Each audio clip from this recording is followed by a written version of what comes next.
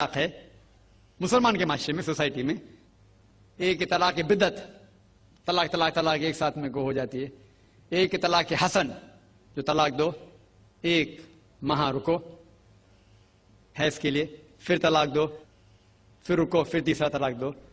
اور تیسرا طلاق کے حسن جو بالکل صحیح طریقہ ہے جو قرآن شریف کی ہے، طلاق دو اور 3 ماہ رکو۔ قرآن کی آیت ہے سورہ بقرہ میں، سورہ نمبر 2 آیت نمبر 228 میں لکھا ہوا ہے کہ جب بھی آپ طلاق دیں گے تو 3 ماہ یا 3 حیض کی عدت ہے، تو طلاق پورے مکمل ہونے کے لیے 3 حیض یا 3 ماہ، 3 مینسٹرل سائیکل اور 3 منتھلی کورسز مسٹ ہے، کمپلسری ہے۔ افسوس کی بات ہے کہ یہ جو اختلاف امت میں ہے اس کی ایک وجہ ہے، ایک صحیح حدیث ابن عباس رضی اللہ عنہ وہ فرماتے ہیں کہ محمد صلی اللہ علیہ وسلم کے دور میں 3 طلاق ایک ہی مانی جاتی تھی، حضرت ابو بکر کے دور میں 3 طلاق ایک ہی مانی جاتی تھی، حضرت عمر کے پہلے 2 سال کے دور میں 3 طلاق ایک ہی مانی جاتی تھی، لیکن اس کے بعد حضرت عمر رضی اللہ عنہ اس سچویشن کو دیکھ کے وہ کہتے اگر کوئی شخص 3 دے دیا تو 3 ہو جاتی ہے۔ اس حدیث کی وجہ سے جو اختلاف امت میں ہے اور کئی علماء میں اختلاف ہے، لیکن علماء میں اختلاف ہے رہیں گا ایک منچ پہ آئیں گے کہ اللہ عالم، لیکن اگر آپ قرآن کی روشنی میں پڑھتے ہیں، قرآن میں طلاق کا ذکر کیا گیا ہے سورہ بقرہ میں، سورہ نمبر 2 آیت نمبر 228 سے لے کے 240 تک، اور سورہ طلاق میں سورہ نمبر 65 آیت نمبر 1 سے 7،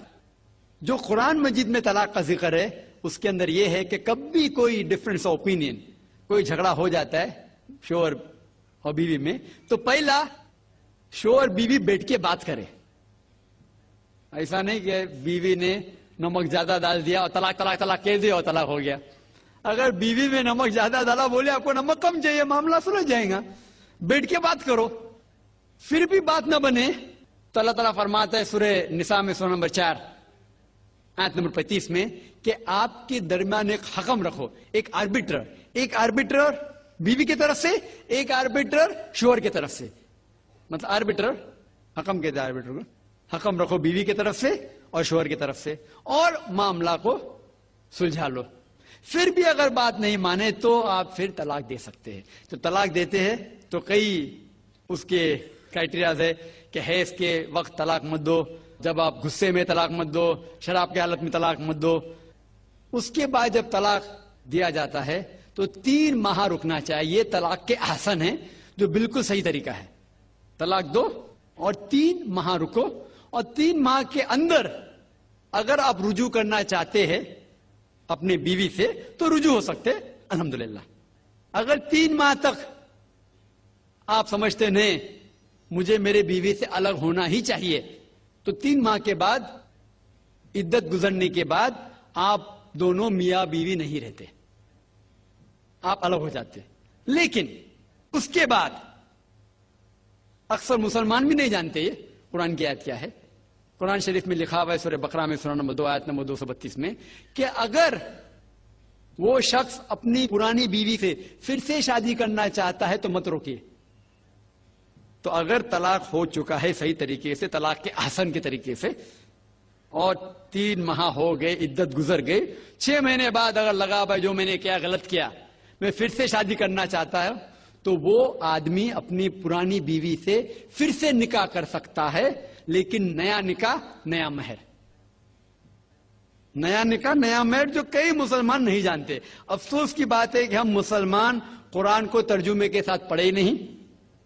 صحیح حدیث کو ترجمے کے ساتھ پڑھے نہیں۔ اگر ہم قرآن شریف کو صحیح طریقے سے پڑھیں گے اور صحیح حدیث پہ عمل کریں گے تو یہ جو غلط فہمیاں ہیں دور ہوئیں گی، اور پھر سے اگر شادی ہوئی پھر سے آپ ساتھ میں رہ سکتے، پھر سے پرابلم ہوا تو پھر طلاق دو، پھر 3 ماہ رکو، پھر سے الگ ہو جاؤ، پھر سے آپ چاہتے پھر سے شادی کر سکتے۔ 3 بار جائز ہے، تیسری بار آخری بار ہے، اس کے بعد آپ پھر سے شادی نہیں کر سکتے جب تک وہ دوسری کسی سے شادی نہیں کرے۔ لیکن میں نے اپنی زندگی میں ایک بھی شخص میری زندگی میں نہیں آیا جو طلاق کے حسن کیا،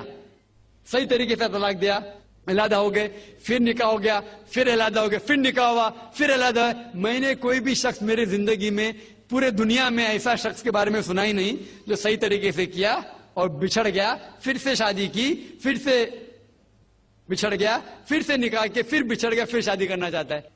اگر آپ صحیح طریقے سے قرآن کے اوپر عمل کریں گے تو یہ نوبت آئیں گی نہیں۔